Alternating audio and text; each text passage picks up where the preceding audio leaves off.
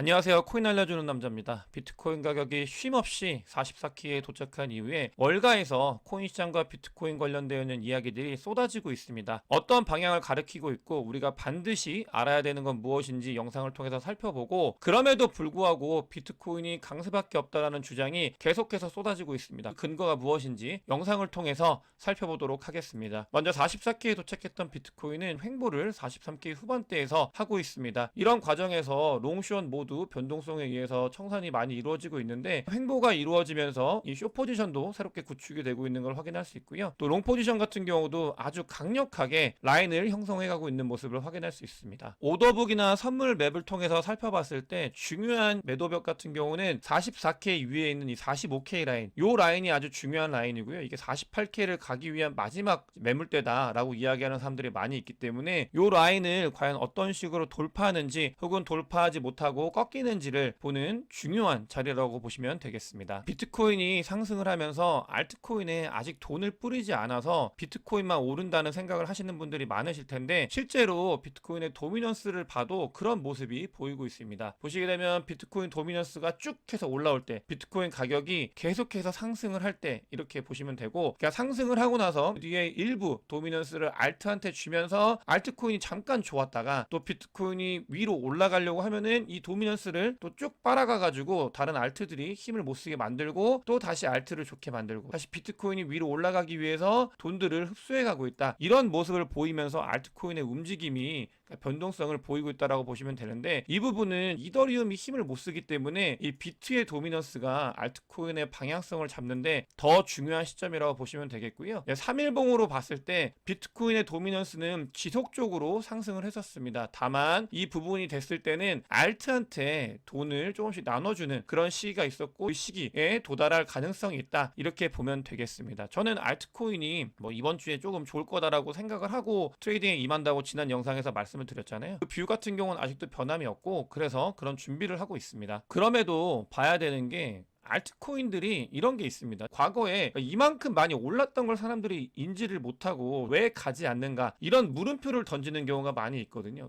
저점에서부터는 상당히 시총이 올라왔는데 그런 게 아니라 올라오고 나서 계속 횡보를 하고 있는 상황입니다. 비트코인의 도미넌스가 올라가다 보니까. 그러다 보니까 개별 코인들은 올라가는 게 있지만 내가 가진 거는 안 올라간다라고 생각하시는 분들이 많을 거예요. 근데 실제로 그런 일들이 왜 그러냐면, 그러니까 솔라나가 알트코인이 회복을 하면서 가장 많이 회복한 코인 중에 하나인데, 보시게 되면은 뒤에 쌍봉 고점을 이루면서 계속 저항대에서 횡보를 하고 있는 모습을 보일 수 있습니다. 이게 무슨 말이냐면, 다른 알트코인들도 힘있게 올라왔다가 뒤에 신규로 돈이 들어오는 게 있어야 되는데 그게 아니라 이 내부에 있는, 시장에 있는 내부의 돈으로 왔다, 비트로 갔다가 다시 알트로 갔다 하다 보니까 이 저항을 뚫지를 못하고 계속 여기서 횡보를 하고 있는 상황이다. 이 뒤에 자극, 새롭게 들어오는 돈이 발생을 했을 때 이 저항을 뚫고 올라가면서 알트코인 시즌이 올 수 있다, 이렇게 분석을 할 수 있습니다. 또 비트맥스의 고래가, 그러니까 비트코인이 올라가기 전에 거의 1억 8천만 달러의 포지션, 한화로 따지면은 2천억 원에서 3천억 가까이 되는 아주 큰 돈의 포지션을 구축을 했었는데, 뒤에 비트코인이 쭉 올라오면서 이 포지션을 정리를 했다, 이런 모습을 확인할 수 있고요. 물론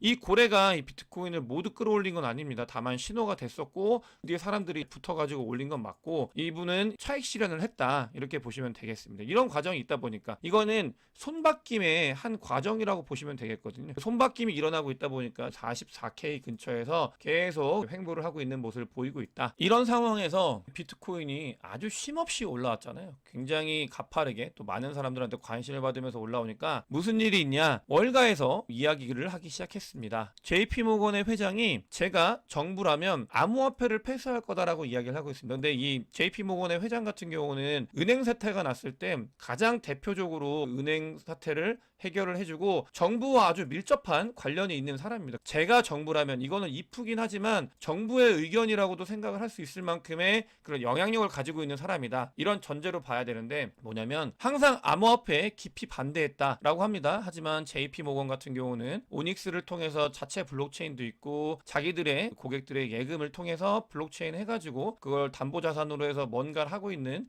비즈니스를 하고 있죠. 어찌됐든 뭐가 됐든 간에 말로는 항상 암호화폐를 깊이 반대했다라고 합니다. 자, 진정한 사용 사례들은 범죄자들입니다. 암호화폐. 네, 본인들도 어떤 특정 코인들과 협업을 맺어가지고 이 RWA 한다고 이야기를 하고 있죠. 물론 행동은 이렇게 하고 있는데 암호화폐는 진정한 사용 사례는 범죄자라고 합니다. 자기들도 쓰고 있긴 하지만 물론 이렇게 되고 암호화폐는 익명성이 보장되어 있고 즉시 돈을 이동할 수 있다. 아주 중요한 부분이죠. 이게 긍정적인 부분인데 이거를 돌려 말하고 있는 것 같고요. 그런데 암호화폐를 폐쇄할 거다. 분위기를 만들고 있습니다. 왜냐? 바이낸스 날렸잖아요. 그러면서 테러 자금 이런 이야기 막 나오고 하잖아요. 그런 것들이 그러니까 다 궤를 맞추고 있는 거예요. 자기들이 준비가 더 완전히 될 때까지는 비트코인 워워 시키는 그런 움직임이라고 저는 생각을 하고 있고, 여러분들께서도 제 영상을 많이 보시면 이런 진짜 의도가 무엇인지 이런 것들은 워낙 제가 많이 말씀을 드렸잖아요. 함께 이런 것들을 바라보실 수 있다고 생각을 하는데 실제로 데이터를 통해서 보시겠습니다. SEC에서 지금 비트코인 관련되어 있는 언급을 한 이 규제 문서가 압도적으로 2023년도 11월이 됐을 때 압도적으로 증가하는 걸 확인할 수 있습니다. 이건 뭐냐? 뭐 비트코인 관련돼서는 첫 번째로 ETF가 워낙 핫해지기 때문에 이 이야기가 있기 때문에 SEC가 이런 이야기를 하고 있고, 두 번째로는 아까 JP모건 회장이 이야기를 했죠. 규제 관련돼서 그런 것들을 자기는 할 거다라고 이야기를 하는데 그런 부분들이 반영이 되고 있기 때문에 SEC에서 비트코인을 언급하는 횟수가 너무나 많아지고 있다. 이런 것들은 다 월가, 그다음에 미국 그걸 집행하는 SEC, CFTC 끼어있죠. CFTC 이런 것들까지 다 한 통속이 돼서 자기들이 완전히 가져가기 전까지는 니들 건들지 마라 라고 강력하게 이야기를 하고 있습니다. CFTC에서 이거는 자기들이 솔직하게 고백을 했어요. 왜? 그러니까 바이낸스가 징벌적인 이렇게 처벌을 받았냐. 그러니까 원래 받을 거보다 너무나 크게 받았거든요. 역사상 유례 없을 만큼 5조의 벌금을 때려 박았으니까. 그러니까 그런 벌금을 받은 거는 암호화폐 업계에 경고장을 날린 거다라고 본인들이 직접 이야기를 하고 있습니다. 그 말은 뭐냐? 앞으로 암호화폐에 관련돼서 미국 손이 아니면 니들 다 조심해 라고 이야기를 하는 거를 JP모건 회장 돌려서 말을 하고 있고요. 또 SEC에서는 문서로 이야기를 하고 있고 CFTC에서는 고백을 하고 있습니다. 앞으로 이런 규제와 관련되어 있는 것들, 장이 좋아지더라도 이런 부분들은 늘 한켠에 우리의 변수로 작용할 수 있다는 거를 꼭 아셔야 되고, 하지만 이런 흔들기에 절대 우리의 코인을 이 미국이나 다른 스마트한 개인들한테 넘기면 안 된다 라는 거를 여기서 여러분들께서도 꼭 아셨으면 좋겠습니다. 오늘의 가장 핵심은 내 코인을 뺏기지 말아야 된다. 그러려면 저와 함께 이 영상을 통해서 앞으로도 뭘 의미하는지 계속 보셔야 된다. 이런 말씀을 드립니다. 한국이 11월 달에 거래 페어로서 달러를 넘어섰다고 해요. 원화가. 대단한 일입니다. 저는 이거를 정말 대단하다고 생각하는데 한국 사람들이 두 가지인 거예요. 첫 번째로는 그냥 변동성이 큰 자산에 대해서 너무나 좋아하는 게 첫 번째고요. 두 번째로는 이런 블록체인이나 기술에 대한 어둩션이 다른 나라들보다도 빠르다. 이런 거를 볼 수 있습니다. 물론 두 번째 같은 경우는 거래기 때문에 조금 약한 경향이 있지만 그만큼 코인을 너무너무 많이 사랑을 합니다. 그러니까 달러 페어도 넘을 만큼 원화가 첫 번째 거래 페어가 된 거예요. 저는 개인적으로 자부심을 가져도 된다고 생각을 하는데 그만큼 뜨겁다. 한국에서는 사람들이 코인에 대해서 이야기를 하기 시작했다라는 걸 여러분들께서 아셔야 되고요. 실제로 한국인들이 거래를 많이 하다 보니까 비트코인보다 알트코인의 거래량이 점점 폭증을 하고 있습니다. 한국인들은 비트코인 별로 안 좋아합니다. 알트코인만 거래해요. 알트코인이 9고 비트코인이 1입니다. 거래 보면은. 근데 일본인들은 비트코인이 9고 알트코인이 1이다라고 말씀을 드렸었죠. 이런 거 보게 되면은 알트코인의 거래 비중이 계속 늘어나고 있는 이유는 한국인들이 이 KRW로 거래를 많이 하기 때문이고요. 실제로 이런 것들이 일어나 보니까 결과적으로 무슨 일이 일어나냐면 김프가 발생을 하고 있습니다. 한국에서 코인을 사면 이미 외국에서 사는 것보다 5% 비싸게 사고 있는 그런 상황입니다. 이런 김치 프리미엄이 발생을 하고 있고, 이거는 시장 구조의 기형 때문에 어쩔 수 없는 거고요. 앞으로도 이게 어떤 특정 것들이 마련되지 않으면 거의 계속 일어날 거예요. 불장 때는. 네, 그게 이어서 에서도 이제 물 들어올 때 노 젓는 것처럼 테더를 또 상장을 한다고 합니다. 코인베이스에서 상장을 했죠. 코인베이스가 아니라 죄송합니다. 코인원에서 상장을 했죠. 근데 빗썸도 바로 상장을 한다고 하기에 그러니까 이제 외국 거래소로 보낼 때 편리하게 이용을 할 수 있다라는 걸 볼 수 있고, 근데 여러분들 이 테더도 잘 아셔야 되는 게 이거 있다고 김프가 꺼지는 게 아니에요. 제가 말씀드리는 크립토 시장에서의 원화 마켓의 기형적 구조는 테더가 있고 없고가 아니고요. 테더는 김프가 낍니다. 여기도 김프가 껴요. 무조건. 여기도 김치 프레임 분명히 낄 거예요. 이거는 어쩔 수 없어요. 비싸게 테더를 구입하실 거다. 어쨌든 근데 테더가 생긴다라는 걸 볼 수 있고, 왜 비트코인이 강세냐? 그럼에도 불구하고 미국에서 월가에서 흔들겠는데 기술 지표의 왕이라고 볼 수 있습니다. 누구냐면 볼렌저 밴드 굉장히 유명하잖아요. 볼렌저 밴드를 통해서 그런 것들을 뭐 기술적으로 멋있게 분석하시는 분들이 많이 계시는데 근데 볼렌저 밴드를 만드신 분이에요. 아직 근본인 거예요. 대근본. 이분이 그런 이야기를 합니다. 비트코인이 강세의 조짐만 보인다. 강세의 조짐만 보이고 이거는 다른 많은 지표들을 다 살펴봐도 그냥 강세밖에 없다. 볼렌저 밴드 상단을 뚫었죠. 그러면서 다른 보조 지표들이 초강세를 이야기를 하고 있다라고 이 볼렌저 밴드를 멋있게 있어 보이게끔 하시는 분들이 아니라 만드신 분이 그런 선언을 했습니다. 그렇게 있고 또 보면 불장이 됐을 때 나타나는 현상이 RSI가 중요한데 그 중에서도 불장 있었을 때만 나타났던 이 현상 이게 네 번째로 신호가 발생을 했다고 합니다. 불장의 초입에 들어선 건 맞고요. 뒤에도 늘 하락이 있었던 건 당연한 거기 때문에 우리가 이런 부분들을 조심을 하면서 불장이 진입이 돼가고 있구나 라는 거를 인지를 하면서 월가에서 아무리 흔들고 앞으로 시장이 아무리 변동성이 커져도 내 코인은 내가 지키면서 저기 어딘가에 이걸 잘 넘기겠다는 생각을 가지셔야 된다 라는 말씀을 꼭 드리고 싶고 이런 부분들은 대부분 맞습니다. 또 비트코인은 연초 대비 금보다도 월등한 퍼포먼스를 보이고 있는 아주 좋은 자산입니다. 물론 코인 시장에서 좋은 코인을 타셨다고 하면은 그런 분들도 연초 대비 너무나 좋은 퍼포먼스를 보일 거라고 생각을 하고 다만 알트코인이 횡보를 하고 있기 때문에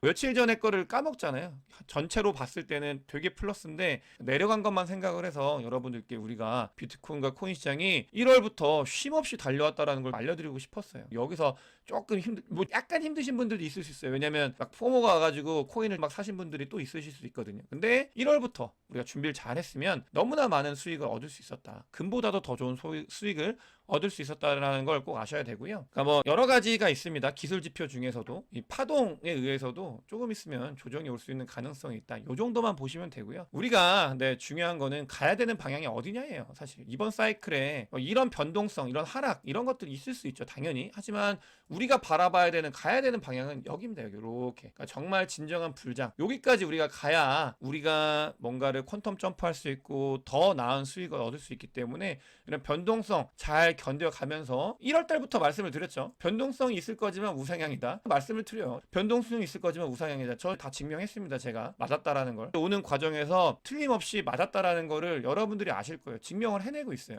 앞으로도 이런 부분들은 계속 증명이 될 거다라는 거 믿고 있고요. 다만 쇼텀홀더가 늘 말씀드리지만 수익이 너무 높습니다. 그렇게 되면은 한 번 정도 이제 뿅망치를 맞을 수 있는 기간은 분명히 있다. 근데 이 뿅망치가 얼마나 내려올지는 몰라요. 이렇게 내려올 수도 있고 그게 아니라 그냥 이렇게 살짝 내려올 수도 있는 거기 때문에 여러분들께서는 잘 아셔야 됩니다. 이게 뿅망치가 올 수 있지만 그러니까 얼마나 올지는 모른다. 전략적으로 이것만 기다리고 올인하는 거는 전 개인적으로 지양해야 된다고 생각을 하기 때문에 잘 판단을 하셔야 됩니다. 다른 움직임들을 봤을 때 굉장히 현물을 매수하고 있는 세력들은 아직도 많이 있습니다. 2023년도에 두 번째로 많이 있었던 일이라고 해요. 현물을 매수하는 사람들은 아직도 있고 기관의 움직임 보겠습니다. 기관 이거 어제도 말씀을 드렸는데 CME OI가 다른 때보다 계속 월등하게 늘어나고 있어요. 이거 비트코인이고 이더리움도 그렇다고 말씀을 드렸어요. OI가. 그리고 또 한 가지 더 말씀을 드렸죠. 프리미엄. 비싸게 삽니다. 데리빗도 그렇고 CME도 그렇고 다 기관은 비싸게 사고 있어요. 아직까지 움직임은 변하지 않았다. 움직임이 변하지 않았기 때문에 시장을 긍정적으로 보고 있는 기관들이 있다는 걸 꼭 아셔야 되고요. 일본은 준비를 아주 착착착 하고 있습니다. 어떤 준비를 하냐면